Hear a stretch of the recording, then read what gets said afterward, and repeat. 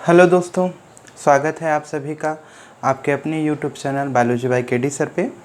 आज के इस वीडियो सेशन में हम चर्चा करेंगे मानव जनन पर, ह्यूमन रिप्रोडक्शन पे। ये जो चैप्टर है ये 12 की बोर्ड परीक्षा के लिए, साथ ही नीट एग्ज़ाम के लिए बहुत महत्वपूर्ण है और ये हमारे डेली लाइफ से भी जुड़ा है, जिसमें कई सारे विषय या मुद्दे ऐसे होते हैं जिस पे हम बात करने से या फिर किसी से डिस्कस करने पर भी शर्म या संकोच करते हैं। कभी कभी हम ऐसी बीमारियों से जूझ रहे होते हैं, ऐसी प्रॉब्लम से हम परेशान होते हैं कि हम अपने बड़े बुजुर्गों से, अपने टीचर से और डॉक्टर से भी इन सब विषयों पे बात करने से संकोच करते हैं। तो जैसा कि हमें पता है, मानव जनन की परिभाषा आप सबको भी पहले से भी कुछ थोड़ी बहुत जानकारी होगी, जानते होंगे। कुछ लोग आप में से तो अच्छी तरीके से जनन का मीनिंग भी समझते होंगे। तो जनन का मतलब क्या होता है? अपने जैसे संतानों को जन्म देना। संसार के जितने भी प्राणी होते हैं, चाहे वो जंतु हों, चाहे वो पौधे हों, सबकी एक बेसिक नीड होती है, एक ज़रूरत होती है कि वह अपने जीवन के अस्तित्व को बनाए रखें। तो जीवन का जो अस्तित्व है वो कैसे बना रहेगा, इसके लिए क्या करना होगा? तो जीवन के अस्तित्व को बनाए रखने के लिए जीवधारियों के पास दो साधन हो सकते हैं। पहला साधन तो ये है कि वो अमर हो जाए और कभी मरे ही न। लेकिन ऐसी कोई सुविधा है नहीं। ऐसा देवी देवताओं के टाइम पे हुआ करता था, पर ऐसा है नहीं कि हम लोग मतलब अमर हो जाएं और कभी न मरे। अगर ऐसी सुविधा मिल जाए तो शायद कोई नहीं मरना चाहेगा, सब जिंदा रहना चाहते हैं। हाँ, कुछ लोग अपने जीवन से तंग आ जाते हैं तो उनके लिए स्पेशल व्यवस्था होगी कि हाँ भाई आप मर सकते हैं, बाकी जो लोग ज़िंदा रहना चाहें वो अमर हो जाएं। तो ऐसी कंडीशन अगर हो जाएगी तो ज़्यादातर लोग मरना नहीं चाहेंगे। हमें लगता है जहाँ तक करीब 95% लोग नहीं मरना चाहेंगे। बहुत कम लोग ही इस अपने जीवन से मतलब इस धरती से या इस जीवन को छोड़ना चाहेंगे। तो फिलहाल इन सब विषयों पे हम चर्चा न करके हम टॉपिक पे आते हैं। तो जो जनन की क्रिया है वो कैसे होती है? तो जनन का सिंपल मतलब होता है कि अपनी जैसी संतानों को जन्म देना अपने मरने से पहले। तो जनन जीवों की एक ऐसी क्रिया है जिसके द्वारा समस्त जीवधारी पृथ्वी पे जो होते हैं वो अपनी जैसी संतानों को जन्म देते हैं, जिससे उनके जीवन का अस्तित्व बना रहता है। ऐसा पेड़ पौधे भी करते हैं। उसके अलावा जो जंतु होते हैं, चाहे वो एक कोष की हों, चाहे बहुकोष के हों, चाहे सूक्ष्म के जीवधारी हों या फिर बहुत विकसित विशालकाय जीवधारी हों, सब में जनन की क्रिया महत्वपूर्ण एक लक्षण होता है, जो कि एक बायोलॉजिकल प्रोसेस है, एक जैविक क्रिया में भी शामिल होता है।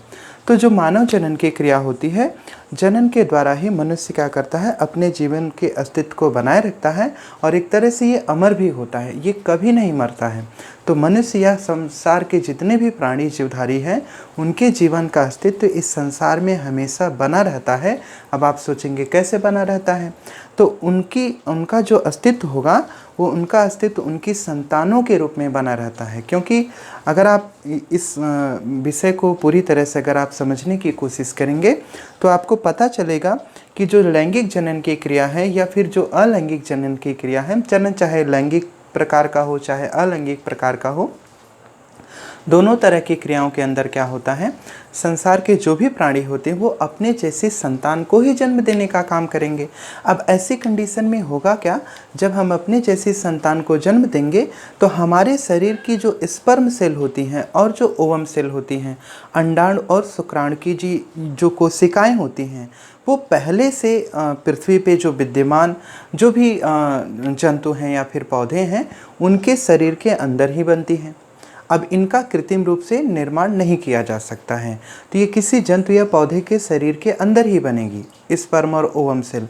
अब ये जो स्पर्म और ओवम सेल होगी, यही स्पर्म और ओवम सेल आपस में मिलकर युग्मनज अर्थात जाइगोट का निर्माण करेगी, और जब जाइगोट बनेगा तो वही बाद में विकसित होकर एक नए जीवधारी का निर्माण करेगा।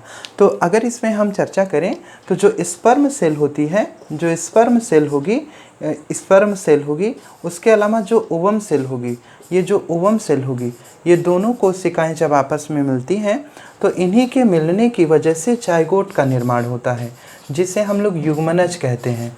ये जो जाइगोट होता है यही जीवन की शुरुआत करता है। तो जैसे स्पर्म सेल जो होती है, ये एक तरह से इसे हम लोग क्या बोलेंगे, हैप्लॉइड होगी। ये एक गुणित कोशिका होती है जिसमें गुणसूत्रों की संख्या आधी होती है। इसी तरह से जो ओवम सेल होती है इसमें भी हैप्लॉइड नंबर ऑफ क्रोमोसोम होगा, एक गुणित गुणसूत्र होगा जिसमें गुणसूत्र की संख्या आधी होती है। जबकि जो स्पर्म सेल होती है और जो ओवम सेल होती है इन दोनों में गुणसूत्र कितना होगा, हैप्लॉइड होगा, एक गुणित होगा। और जो जाइगोट होगा इसमें गुणसूत्र की संख्या क्या होगी, डिप्लॉइड होगी, 2n होगी। मतलब शरीर के अंदर दो तरह की कोशिकाएं होती हैं, एक होती है कायिक कोशिका, एक होती है जनन कोशिका। तो जो कायिक कोशिका है वो शरीर के सभी अंगों का निर्माण करती है, जबकि जो जनन कोशिका होती है वो मुख्य रूप से जाइगोट का निर्माण करती है, युग्मनज का निर्माण करती है। और यही जाइगोट, यही युग्मनज जीवन की शुरुआत करता है। तो जो जीवधारी होते हैं उनके जीवन की शुरुआत, जीवधारी का मतलब चाहे वो जंतु हो चाहे वो पौधे हों, उनके जीवन की जो शुरुआत होती है वो इसी जाइगोट से शुरू होती है। तो सोचने वाली बात है कि ये एक सिंगल सा जाइगोट, एक छोटी सी अकेली कोशिका जो जाइगोट की सेल है, जाइगोटिक सेल है, यही जीवन की शुरुआत करती है। इसी से चाहे जंतु बनेगा चाहे पौधा। जाहिर सी बात है अगर ये जंतु की कोशिका होगी तो इससे जंतु का निर्माण होगा, एनिमल का फॉर्मेशन होगा। अगर ये प्लांट सेल होगी तो इससे प्लांट का फॉर्मेशन होगा। फिलहाल इस तरह की ये जो क्रियाएं होती हैं वो जंतुओं में, पौधों में, सबके अंदर होती हैं। अब संसार के ऐसे प्राणी जो बच्चों को जन्म देते हैं उन्हें बेबी पैरस कहा जाता है। तो ऐसे animal, those animals which deliver young ones, मतलब जो नवजात शिशुओं को जन्म देने का कार्य करेंगे उन्हें हम लोग क्या कहेंगे, बेबी पैरस कहेंगे। तो इसका एक और तरीका है याद करने का। बीबी का मतलब पत्नी से है और पैरस का मतलब पेरेंट्स से है। तो जो पेरेंट्स होते हैं उनका आप मीनिंग निकाल सकते हैं, पैरस से पेरेंट्स हो गया, बेबी से मतलब पत्नी हो गई। तो जो पेरेंट्स होंगे उनकी जाहिर सी बात है संतानें होंगी और संतान हमेशा जन्म लेती है। तो बेबी पैरस का मतलब हुआ जो अपने बच्चों को जन्म देते हैं। इसे हिंदी में जरायुज कहते हैं। जरायुज मतलब जो बच्चों को जन्म देने का कार्य करते हैं। इसी तरह से एक होता है ओवीपेरस। ओवीपेरस का मतलब हिंदी में होता है अंडज, और अंडज का मतलब होता है जो बच्चों को जन्म न दे के अंडे को जन्म देते हैं, मतलब अंडे देते हैं। तो ऐसे जंतु जो अंडे देते हैं उन्हें ओवीपेरस कहा जाएगा, और ऐसे जंतु जो बच्चों को जन्म देते हैं उन्हें बेबी पैरस कहा जाएगा। तो मनुष्य क्या है, मनुष्य बेबी पैरस होता है। और इसमें जनन की क्रिया के लिए एक नर मतलब मेल, पुरुष और एक फीमेल अर्थात स्त्री की ज़रूरत होती है। तो मानव में जो जनन की क्रिया होती है वो लैंगिक प्रकार की होती है, सेक्सुअल टाइप का रिप्रोडक्शन होता है। और सेक्सुअल रिप्रोडक्शन का मीनिंग होता है कि सेक्सुअल रिप्रोडक्शन में मेल और फीमेल दो अलग अलग डिफरेंट तरह के सेक्स आर्गन की रिक्वायरमेंट होती है। तो जब एक नर होगा मतलब एक पुरुष होगा, एक मादा अर्थात एक स्त्री होगी, इन दोनों के जो गैमेट सेल होंगी, इन दोनों की जो जनन कोशिकाएँ होंगी वही उनके जैसी नई संतान को जन्म देने का कार्य करेंगी। तो इस तरह की जो क्रिया होती है उसे लैंगिक जनन कहते हैं। तो लैंगिक जनन का मतलब जिसमें लिंग की रिक्वायरमेंट होती है, सेक्स की रिक्वायरमेंट होती है, अलग अलग डिफरेंट सेक्स की। तो सेक्स में दो ही सेक्स होते हैं, दो ही जातियाँ होती हैं, एक मेल मतलब पुरुष, एक फीमेल अर्थात स्त्री। तो लैंगिक जनन की क्रिया में हमें खास करके मतलब जो ह्यूमन रिप्रोडक्शन होगा उसमें एक नर तथा एक मादा की ज़रूरत होती है। इसके अलावा अगर हम बात करें जो ह्यूमन बींग्स होता है, ह्यूमन बींग्स खास करके मतलब मुख्य रूप से इसके अंदर सेक्सुअल टाइप का रिप्रोडक्शन ही होगा। अच्छा, ह्यूमन बींग्स के अंदर ए सेक्सुअल रिप्रोडक्शन क्यों नहीं हो सकता है? आखिर ह्यूमन अलैंगिक जनन क्यों नहीं कर सकता है? इसमें ऐसी कौन सी खास बात नहीं है कि ये अलैंगिक जनन नहीं कर सकता है? तो अलैंगिक जनन करने के लिए जो जीवधारी होते हैं उनमें कुछ ऐसे लक्षण होने चाहिए ताकि उनकी जो कोशिका है वो नए जीव का निर्माण कर सके। तो हमारे शरीर के अंदर ऐसी कोई कोशिका नहीं है जो अकेले किसी नए जीव का निर्माण कर सके। मतलब जैसे हाथ की कोशिका, पैर की कोशिका, शरीर के जितनी भी सेल्स हैं ये किसी भी तरह से नए जीव का निर्माण नहीं कर सकती हैं। तो हमारे अंदर जो जनन कोशिका है वो केवल रिप्रोडक्टिव आर्गन्स में, जैसे जो मेल रिप्रोडक्टिव आर्गन होगा पुरुष का जनन तंत्र होगा, और जो फीमेल रिप्रोडक्टिव आर्गन होगा स्त्री का जनन तंत्र होगा, उसमें मुख्य रूप से जो टेस्टिस होगा पुरुष के अंदर, उसके अंदर स्पर्म सेल की फॉर्मेशन होगी। उसके अलावा जो फीमेल में ओवरी होगी, अंडाशय होगा, उसके अंदर ओवम सेल का निर्माण होगा। यहाँ तक कि जो ये जो टेस्टिस और ये जो मतलब कि टेस्टिस के अलावा जो ओवरी होती है, ये दोनों भी सोमैटिक सेल होती हैं, मतलब कायिक कोशिकाएं होती हैं। ये दोनों रिप्रोडक्टिव आर्गन भी किसी भी तरह से नए जीव का निर्माण नहीं कर सकती हैं। केवल इनके अंदर बनने वाली कोशिका जो अंडाणु और शुक्राणु है वही नए जीव का निर्माण कर सकती है।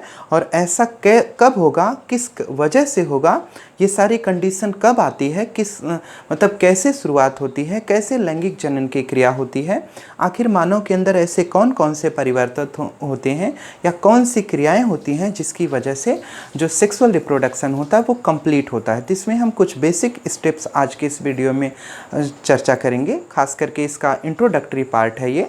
बाकी हम अगले वीडियो में male reproductive system, female reproductive system और उनके अंदर होने वाली जो भी चेंजिंग है उस पर बारी बारी से डिस्कस करेंगे। तो मानव के अंदर जो सबसे पहले जनन की शुरुआत होती है वो प्यूबर्टी टाइम पे होती है। तो ये प्यूबर्टी क्या होता है? प्यूबर्टी को हिंदी में हम लोग कहते हैं यौनवारंभ। यौनवारंभ का मतलब होता है जैसे हम लोगों में 4 तरह की स्टेजेज होती हैं, मानव के अंदर 4 तरह की अवस्थाएं होती हैं। जैसे आपको पता है, एक होता है बाल्यावस्था, एक होती है किशोरावस्था, उसके बाद प्रौढ़ावस्था और उसके बाद एक होती है वृद्धावस्था। 4 तरह की स्टेज में हमारा पूरा जीवन विभाजित होता है। तो इसमें जो यंग स्टेज होती है, खास करके जो मेल होता है, मतलब जो लड़के होते हैं, उनके अंदर करीब 12 से लेके 15 साल की जो एज होती है, ज़्यादातर देखा गया है 12 से 15 साल। अलग अलग किताबों में ये डेटा आपको डिफरेंट मिल सकता है। किसी किसी बुक में आपको केवल 14 साल ही देखने को मिलेगा, किसी में 15 साल। तो मान के चलिए आप एवरेज के तौर पे अगर आप देखेंगे तो 13 से 15 हम कंसीडर कर लेते हैं। तो 13 से 15 साल की जो एज होती है लड़कों के अंदर, ये प्यूबर्टी एज होती है। मतलब एक यौनवारंभ की अवस्था होती है जिसके अंदर उनमें ढेर सारे परिवर्तन होते हैं, जैसे दाढ़ी मूंछ का निकलना, कंधों का चौड़ा होना, जनन अंगों का विकसित होना, उसके अलावा आवाज़ का भारी होना। ऐसे कई सारे परिवर्तन लड़कों के अंदर देखे जाते हैं। इसी टाइम पे उनके अंदर स्पर्म का फॉर्मेशन होने लगता है, मतलब उनका जो वृषण कोष होता है, टेस्टिस होता है, उसके अंदर शुक्राणुओं का निर्माण होना शुरू हो जाता है। और ये शुक्राणु के निर्माण की क्रिया इस प्यूबर्टी टाइम से शुरू होकर, मतलब ये जो यौनवारंभ स्टेज है, इस समय से शुरू होकर ये उनके वृद्धावस्था तक चलती है। मतलब जब तक वो जीवित रहते हैं तब तक उनके अंदर स्पर्म का फॉर्मेशन होता रहेगा। जबकि जो स्त्रियां होती हैं, फीमेल्स होती हैं, उनमें जो ओवम का फॉर्मेशन होता है वो उनके प्रेगनेंसी स्टेज में, मतलब जब वो एक तरह से फीटस वाली कंडीशन में होंगी, मतलब जब एक जो फीमेल चाइल्ड होगी वो माँ के गर्भ में होगी, तभी उसके अंदर अंडाणुओं का निर्माण होना शुरू हो जाता है। और जब एक फीमेल चाइल्ड माँ के गर्भ में होती है उसी टाइम पे उसके अंदर अंडाणुओं का निर्माण होना शुरू हो जाएगा। तो ऐसी कंडीशन में जितने अंडाणुओं का निर्माण गर्भावस्था के अंदर होगा, वही सारा जो अंडाणु होगा उसके पूरे जीवन काल में, मतलब एक स्त्री का जो अंडाणु बनेगा, उसके शरीर के अंदर जो अंडाणुओं का निर्माण होगा, ओवम सेल का निर्माण होगा, वो प्रेगनेंसी स्टेज में होगा। मतलब जब एक फीमेल चाइल्ड माँ के गर्भ में होगी, पेट के अंदर होगी, तभी उसके अंदर अंडाणुओं का निर्माण होना शुरू हो जाता है। तो ये बेसिक डिफरेंस है, आप याद रखिएगा कि जो मेल होगा, मेल के अंदर जो स्पर्म का फॉर्मेशन होगा वो कब शुरू हुआ? प्यूबर्टी के टाइम पे। तो जो मेल होगा उसमें स्पर्म का फॉर्मेशन कब शुरू हो रहा है? प्यूबर्टी के टाइम पे, अर्थात यौनवारंभ के समय शुरू होगा। और ये कब तक चलेगा? जब तक उसमें, मतलब उसकी डेथ नहीं हो जाती, उसके पूरे जीवन काल तक चलेगा। और उसकी पूरी लाइफ तक, पूरे जीवन काल तक उसके होता रहेगा। मतलब ये करीब शुरू होगा कब से? 13 से 15 साल की एज में ये स्पर्म का फॉर्मेशन शुरू हो जाएगा और पूरे जीवन काल तक स्पर्म बनता रहेगा उसके टेस्टिस के अंदर। जबकि जो फीमेल होती है, जो स्त्रियां होती हैं, इनके अंदर जो ओवम का फॉर्मेशन होगा, ये ओवम का फॉर्मेशन कब शुरू होगा?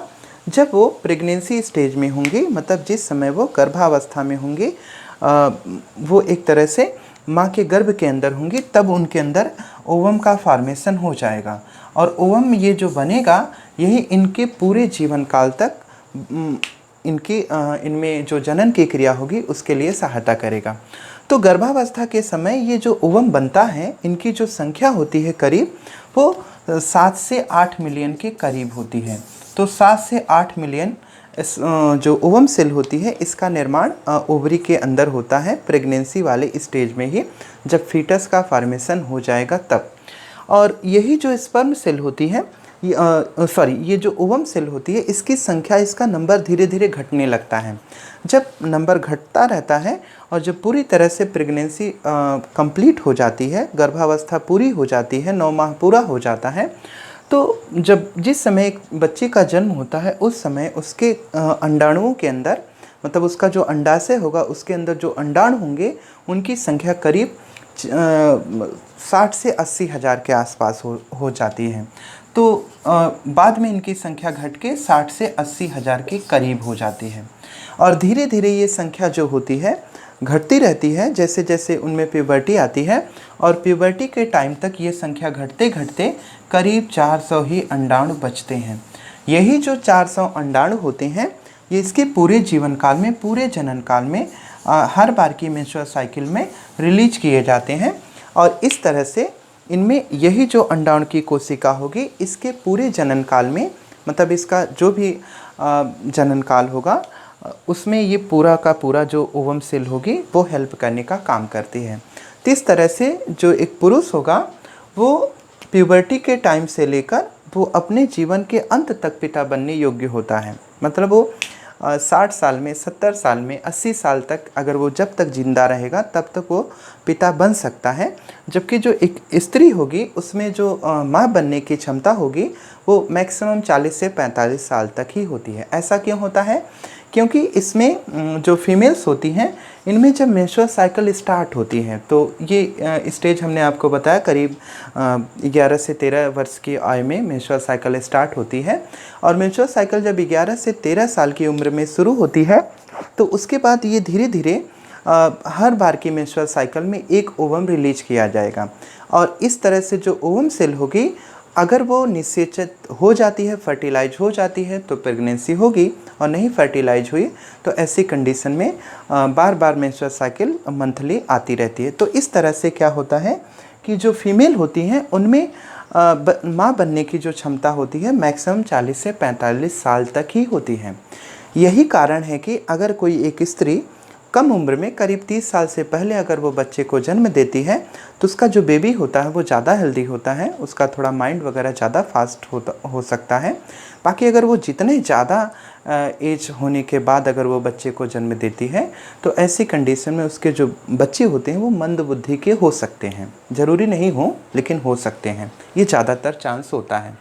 तो अब हम देखते हैं कि जो प्यूबर्टी होती है, प्यूबर्टी के बाद ऐसे कौन कौन से चेंजिंग आती है जिसकी वजह से जनन की क्रिया होती है। तो इसमें हम कुछ बेसिक पॉइंट पे डिस्कस करेंगे जो कि मैंने यहाँ पहले से नोट कर रखे हैं। ये बेसिक पॉइंट जो हैं इससे हम पूरी तरह से जो मानव जनन की प्रक्रिया है उसे समझ पाएंगे।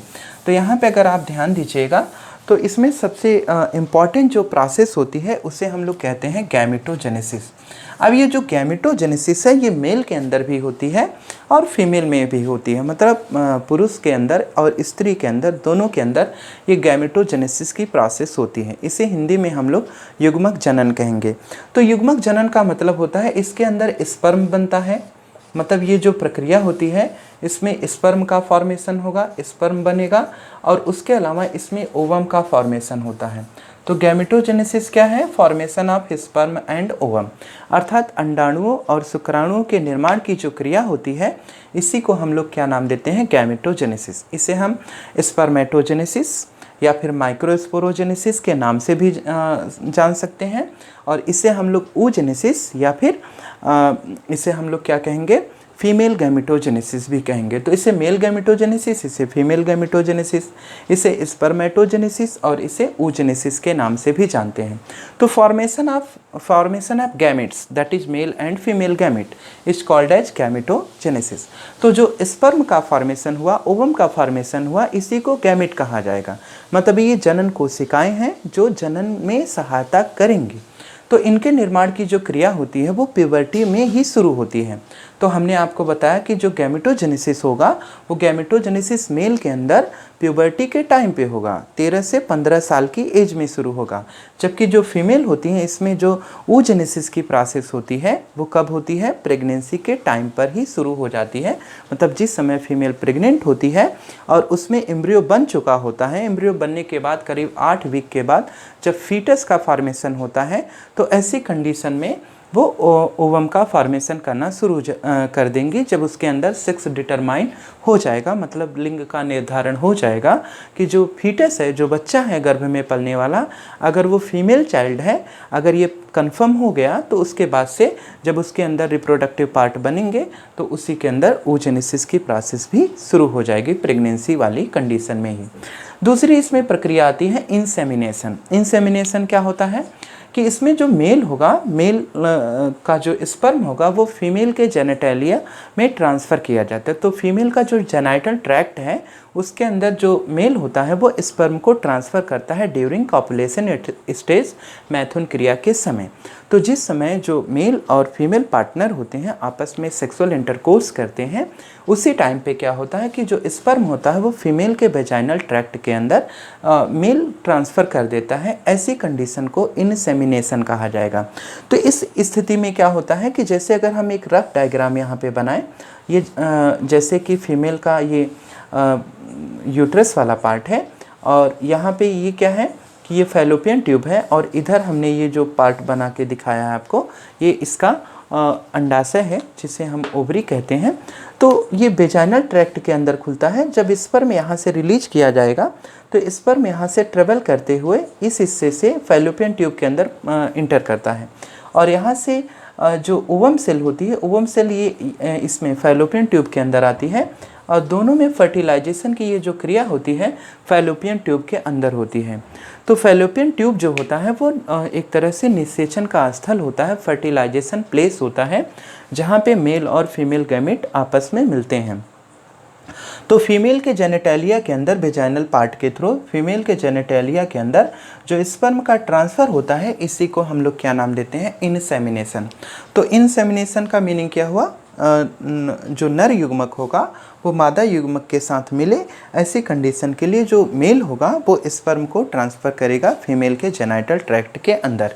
इसके बाद जो अगली प्रोसेस होती है, अगली जो क्रिया होती है उसे हम लोग नाम देते हैं फर्टिलाइजेशन। फर्टिलाइजेशन क्या होता है कि फर्टिलाइजेशन में जो मेल गैमिट होता है, ये मैंने जो सिंबल बना रखा है ये मेल गैमिट का है, स्पर्म का सिंबल है, और दूसरा हमने ये जो सिंबल बनाया है ये फीमेल गैमेट है, ओवम का सिंबल है। तो कहने का मतलब जो फर्टिलाइजेशन की प्रक्रिया होगी उसमें मेल गैमेट मतलब स्पर्म सेल और फीमेल गैमेट अर्थात ओवम सेल, ये दोनों आपस में फ्यूज कर जाती है और फ्यूज करने के बाद जो अगली प्रक्रिया होती है, ऐसी कंडीशन में कुछ इस तरह की कंडीशन बनेगी। मतलब इसमें दोनों मेल और मतलब गैमेट और फीमेल गैमेट आपस में फ्यूज करेगा और ऐसी कंडीशन में जो नई सेल का फॉर्मेशन होगा उसे हम लोग नाम देंगे जाइगोट। तो जाइगोट का फॉर्मेशन होना, तो कहने का मतलब कि fusion of male and female gamete, नर और मादा युग्मकों का जो संलयन होता है, इनके मिलने की जो प्रक्रिया होती है उसी को हम लोग क्या नाम देते हैं, फर्टिलाइजेशन कहेंगे।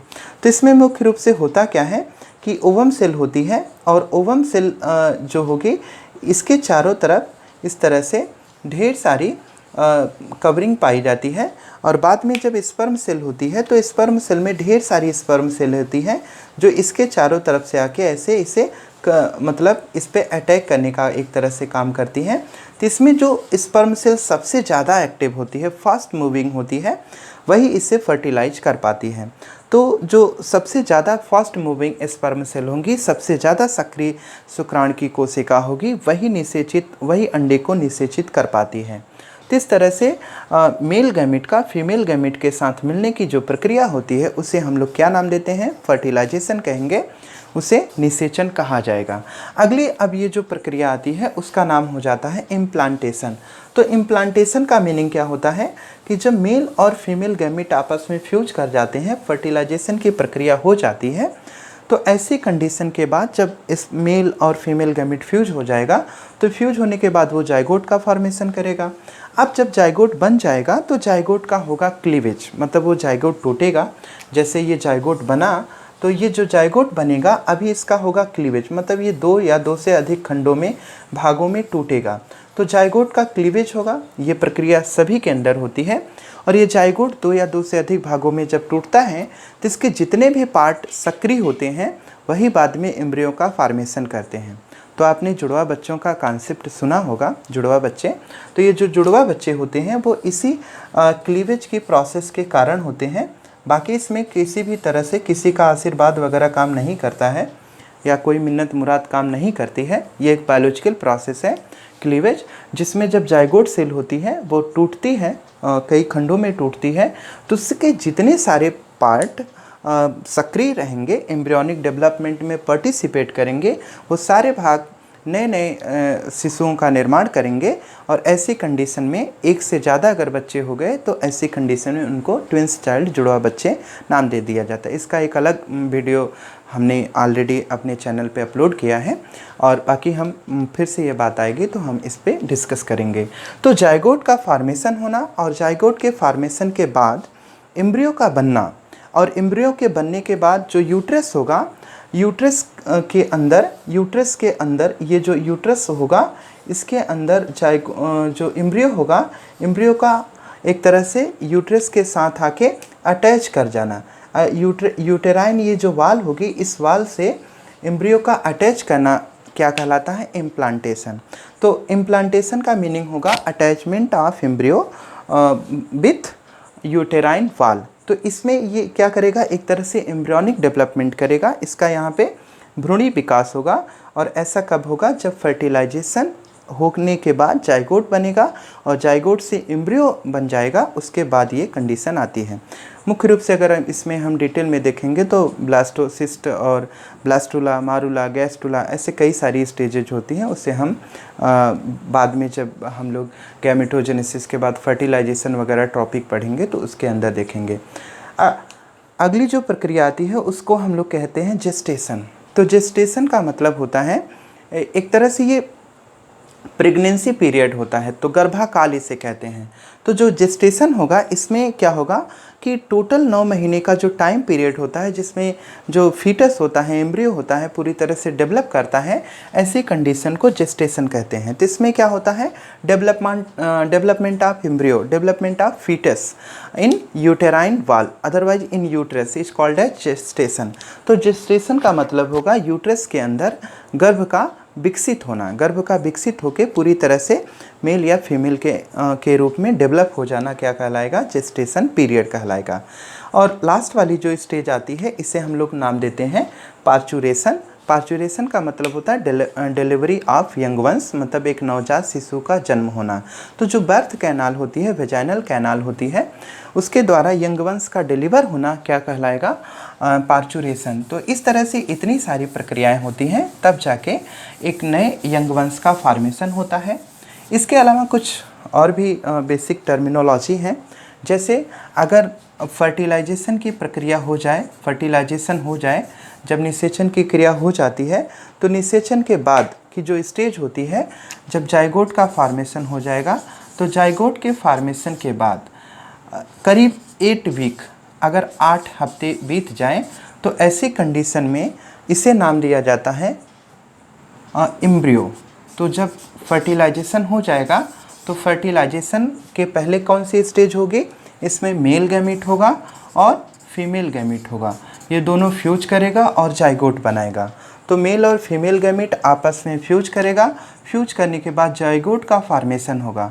तो ये जो जाइगोट का फॉर्मेशन हुआ, जब जाइगोट बन जाएगा तो उसके करीब 8 सप्ताह बाद की जो स्टेज होगी उसे हम लोग एम्ब्रियो नाम देंगे। और एम्ब्रियो बनने के करीब 4 वीक के बाद, एम्ब्रियो बनने के करीब 4 वीक के बाद, मतलब 4 सप्ताह के बाद, तो 4 सप्ताह के बाद अब इसे नाम दिया जाएगा फीटस। अब इसे क्या नाम दे देंगे? फीटस कहेंगे। और फीटस जो होगा इसे कब तक कहेंगे? 9 मंथ तक कहेंगे, मतलब 9 माह तक कहेंगे, जब तक इसका पूरी तरह से यंग वंश का फॉर्मेशन नहीं हो जाता और ये डिलीवर नहीं हो जाता है, तब तक इसे हम लोग नाम देंगे फीटस। ये मेडिकल टर्मिनोलॉजी है। इसके अलावा जब इसका जन्म हो जाता है तो उसके जन्म के करीब 4 वीक तक मतलब करीब 2 महीने तक, सॉरी 1 महीने तक, 1 महीने तक इसे हम लोग नाम देंगे।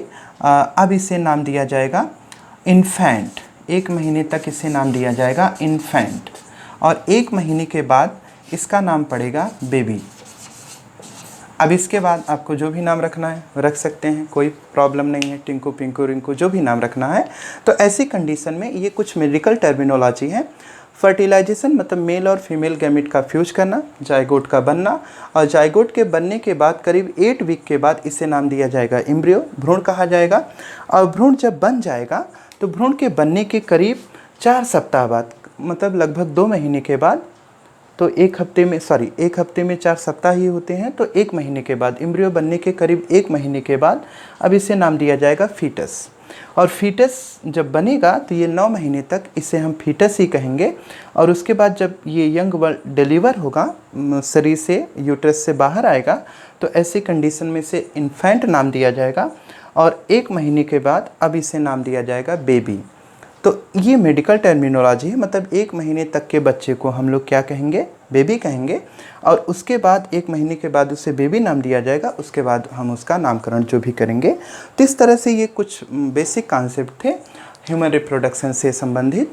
बाकी हम नेक्स्ट वीडियो सेशन में चर्चा करेंगे कि मेल रिप्रोडक्टिव ऑर्गन कैसा होता है, किस तरह से कार्य करता है, उसमें कैसे स्पर्म का फॉर्मेशन होता है। तो आज के लिए बस इतना ही, धन्यवाद।